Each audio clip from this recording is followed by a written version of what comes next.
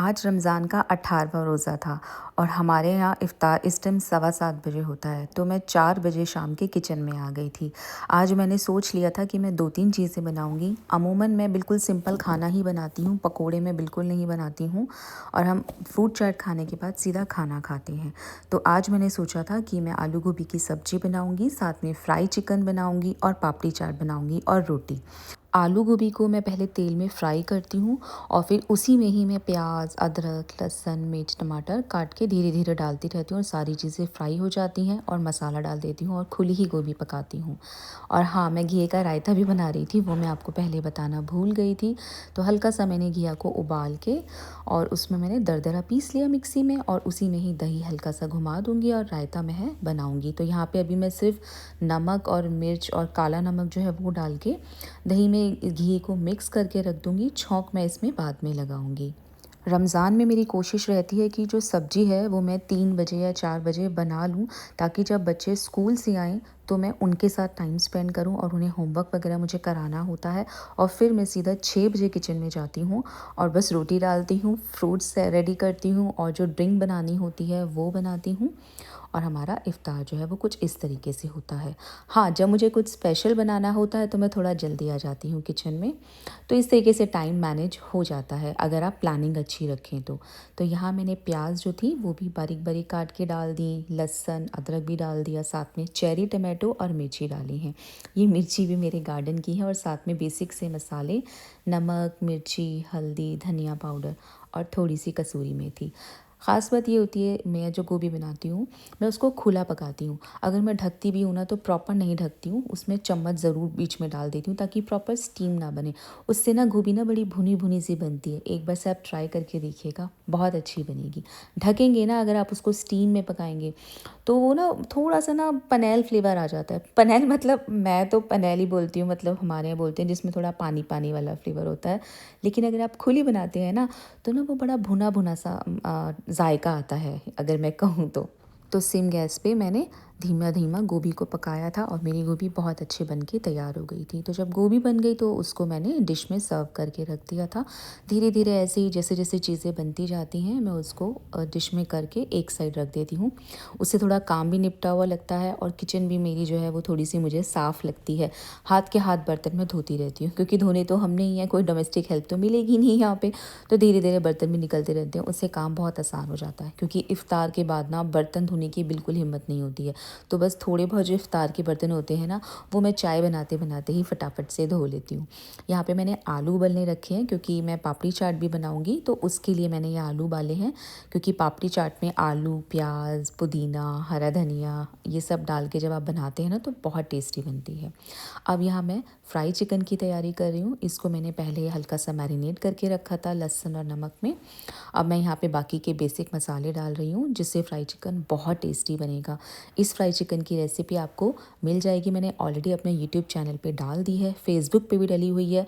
हर जगह मेरे चैनल का नाम अंजुम सत्सर खान है, तो आप वहाँ जाके रेसिपी देख सकते हैं। पूरी डिटेल रेसिपी है, प्रॉपर स्टेप बाय स्टेप मैंने बताया है और सीरियसली ये चिकन बहुत टेस्टी बना था। बिल्कुल वो जो शादियों वाला चिकन होता है ना वो बन के तैयार हुआ था, एकदम करारा।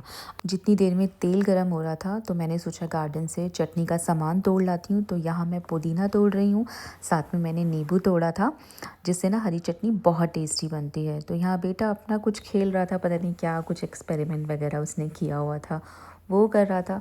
गार्डन को देख के ना मुझे एक बहुत सुकून मिलता है, पता नहीं क्यों ग्रीनरी को देख के आँखों को इतना सुकून मिलता है। जब भी कभी मुझे याद आती है ना इंडिया की तो मैं अपने गार्डन में आ जाती हूँ। ये जो वीडियो आप देख रही हैं ये पिछली वीडियो है जब मैंने हरी मिर्ची, मेथी और पालक तोड़ी थी, तो मैं वो आपको दिखा रही हूँ कि जो चटनी मैं बनाऊँगी वो अपने गार्डन की ताज़ा-ताज़ा हरी मिर्च से बनाऊँगी। तो मैं यही आपको यहाँ पे दिखाने की कोशिश कर रही हूँ और बच्चे हमेशा मेरे साथ रहते हैं जब भी मैं गार्डनिंग करती हूँ।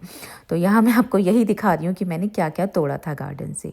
तो अब किचन में आ गई थी मैं और अपना जो चिकन था उसको फ्राई करने लग गए थे। तो ये जो चिकन है ना मैं आपको पहले भी बता रही थी बहुत टेस्टी बना था। एक बार से आप भी ट्राई करना, रेसिपी पूरी आपको यूट्यूब चैनल पे मिल जाएगी और इस वीडियो के डिस्क्रिप्शन बॉक्स में भी मैं इस रेसिपी का लिंक डाल दूँगी तो आप देख लीजिएगा। तो साथ के साथ और बाकी के भी काम चल रहे थे। और आई थिंक अमूमन सभी फीमेल्स जो हैं वो इसी तरीके से काम करती होंगी कि वो मल्टीटास्किंग करती हैं कि चिकन एक तरफ बन रहा है, दूसरी तरफ दूसरी चीज़ें भी तैयारियां चलती रहती हैं। तो इधर चिकन फ्राई हो रहा था, तो यहाँ मैंने चटनी बना ली थी और चटनी में मैं दही डाल रही थी। और मुझे दही डालते डालते याद आया कि अरे हरी चटनी मैंने रायते में तो डाली ही नहीं। मैं जब भी कोई रायता बनाती हूँ ना तो उसमें मैं हरी मिर्च लहसुन वाली चटनी ज़रूर से डालती हूँ, उससे ना बहुत अच्छा फ्लेवर आता है। आप भी एक बार ट्राई करना, रायते का जायका डबल हो जाएगा। तो यहाँ रायते में धीरे धीरे रायता बन रहा था। पहले मैंने पीस के रखा रायता और घिया जो है, उसके बाद फिर मैंने इसमें चटनी डाल दी। अभी छौंक लगाना बाकी है। तो सारे काम धीरे धीरे साथ साथ चल रहे थे। अच्छा, रायते में ना मैं हींग ज़रूर डालती हूँ, और ये जो हींग है ना, ये बहुत ही अच्छी वाली हींग है। ये मेरे ना जहाँ दादी रहती है ना, ददिहाल बोलते हैं उसको, वहाँ से लाई थी मैं ये हींग। और ये बहुत ज़्यादा स्ट्रॉन्ग हींग है, तो बहुत थोड़ी डलती है और ये रॉक फॉर्म में है। तो मैंने हींग डाली, साथ में मैंने सरसों के तेल में ज़ीरा डाल के उसका छौंक लगाया है रायते में। पता नहीं क्यों मुझे ना ये हींग और छौंक वाला रायता बहुत अच्छा लगता है। चाहे मैं घी का बनाऊँ, बूंदी का बनाऊँ या छाछ पकौड़ी बनाऊँ, मैं सब में छौंक यही लगाती हूँ। मुझे बहुत अच्छा लगता है। तो फाइनली रायता तैयार हो गया था, तो उसको भी एक साइड रख दिया। आई थिंक सभी फीमेल ऐसा ही करती होंगी कि सारे काम साइड बाय साइड चलते रहते हैं। तो अब यहाँ पे शाम के जो थे वो 6 या सवा 6 का टाइम था। तो मैंने फ्रूट्स काटना शुरू कर दिए थे। फ्रूट में मैं फ्रूट चाट नहीं बनाती हूँ क्योंकि फ्रूट चाट कोई भी नहीं खाता है। तो मैं सिर्फ वाटरमेलन और रॉक मेलन रोज़े में वैसे भी तरबूज बहुत अच्छा लगता है। टाइम के साथ मुझे लगता है आपके टेस्ट बड भी ना चेंज होते रहते हैं। एक टाइम था जब हम बहुत सारी फ्रूट चाट खाया करते थे और बहुत अच्छी भी लगती थी। लेकिन अब देखो, अब अच्छी ही नहीं लगती है, ना मुझे अच्छी लगती है, ना बच्चों को अच्छी लगती है, और हस्बैंड को भी बिल्कुल नहीं पसंद। तो सिर्फ हम कोशिश करते हैं कि फिर वही फ्रूट काटें जो खाए जाएँ, वरना फिर फ्रूट बेकार ही हो जाते हैं। तो बस साथ में थोड़े से अंगूर डाल दिए थे क्योंकि छोटे बेटे को अंगूर बहुत पसंद है। तो फ्रूट्स भी कट गए हैं, इन्हें भी मैंने डाइनिंग टेबल पे लगा दिया था। अब यहाँ पे मैं दही में चीनी डाल रही हूँ और ये मैं पापड़ी चाट के लिए दही रेडी कर रही हूँ। तो पापड़ी चाट में थोड़ी मीठी दही ही अच्छी लगती है, गाढ़ी गाढ़ी सी, मीठी मीठी सी। तो साथ में मैंने ना जो आलू उबाले थे ना, उनको मैंने क्यूब्स में कट कर लिया था, और अनियन को भी मैंने चॉप कर लिया था, और थोड़ा सा हरा धनिया काट के रखा था। ये जो पापड़ी हैं ये भी मैंने घर पर ही बनाई थी। अगर आपको इन पापड़ी का भी रेसिपी चाहिए तो उसका लिंक भी आपको डिस्क्रिप्शन बॉक्स में मिल जाएगा।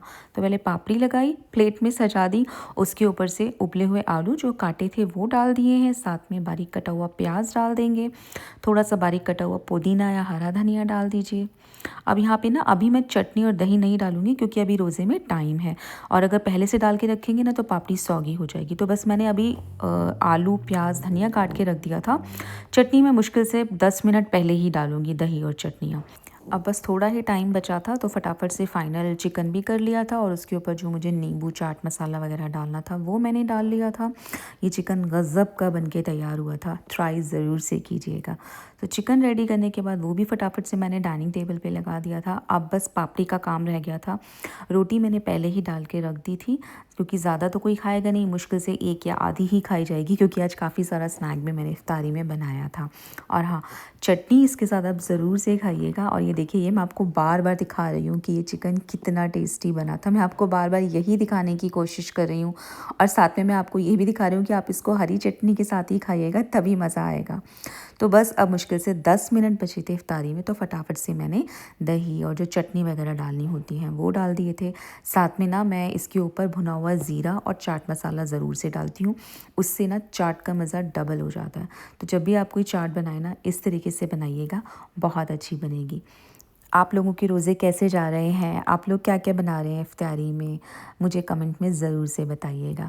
तो बस फाइनली मैंने अपना दस्तरखान सजा लिया था, सारी चीज़ें रेडी कर दी थी।